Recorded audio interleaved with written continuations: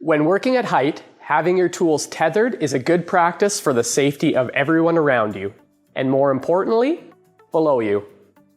But what if your tools don't have a point of attachment for a lanyard? Well, this week's feature product gives any hand tool a way to be safely connected to the worker. Check out these tool collars from Peakworks. These unique tool attachments can create a tether point for pretty much any hand tool, including that never die wrench set that's been in your family for generations. The tool collars come in 3 different styles: round for tools like screwdrivers and socket wrenches, flat for tools like wrenches and nail pullers, and a press block, which accommodates larger tools and has a hex-shaped opening for items like pry bars.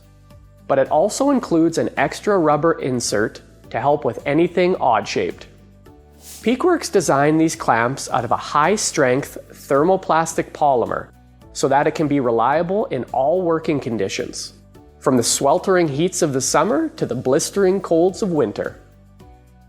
They are easily installed or removed thanks to the robust fasteners that help secure the clamp to the tool, which also makes them reusable, unlike heat tape anchoring systems.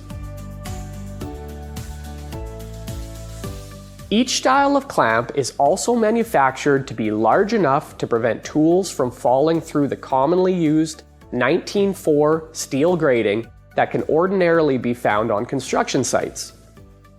They also have a durable, molded eye hole for quick attachment and detachment for lanyards and carabiners. Finally, let's give Peakworks a rousing for sure, eh? Because these tool clamps were not only developed in Canada, they're manufactured in the Great White North too. Talk about some Canadian ingenuity. So keep your tools from hitting the floor, or worse, your coworker's head, by clamping down on them with this week's feature product, the tool collars from Peakworks. What do you think of these unique tool tethers? Let's talk about them in the comments below. And don't forget to subscribe to the channel so we can keep this Canadian content coming. Thanks for watching.